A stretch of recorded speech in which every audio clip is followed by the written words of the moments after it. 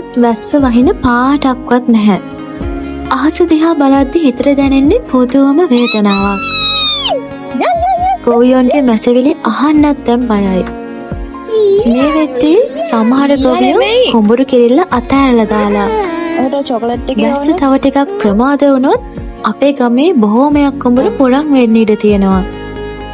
මේ වෙද්දී සමහර ලියද්දවල් ඉරිතැරිලා දැනටමත් පිටි කඩාගෙන වේලිලා ගිහින්. අපේ කුඹුර ගැන නම් තියෙන්නේ මට ටිකක් සහනයක්. ඇල කණ්ඩියයිනේ තියෙන හින්දා තවමත් ඒ පස තෙතමනයෙන් බේරිලා තියෙනවා. ඉතින් තාත්තා වතුර පොම්ප කරන්න තමයි මේ දවස්වල සූදානම. මන් දන්නවා ඇස්වල තියෙන තෙහෙට්ටුව වහගන්න යා මොන තරම් වෙහෙසෙනවද කියලා. මේ කිසිම දෙයක් දන්නේ නැති අපේ සුදු මහත්තයා හොඳට සෙල්ලම් කරනවා. ඒ ළමා හිත හරියට පිපුණු මල් වගේ හරිම සංවේදී. හැබැයි ඒ අහිංසක හිත්වලට ජීවිතයේ මේ දරුණු අරගලය ගැන මේ පස වේලී යාමේ වේදනාව ගැන කිසිම අවබෝධයක් නැහැ.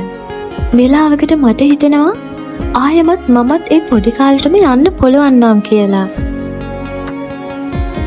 කාටුන් ටික ආත්තම්ම හදලා දෙන රස කෑලි ටික ජීවිතයේ ඒ දවස්වල කොච්චරනම් සුන්දරද. හැබැයි අපි නොදැනීම ජීවිතයේ සුන්දර කාලයත් ගෙවිලා ගිහින්. දැන් තියෙන්නේ තාඩිය මහන්සියෙන් ගොඩනගෙන මේ රළු යථාර්ථය විතරයි.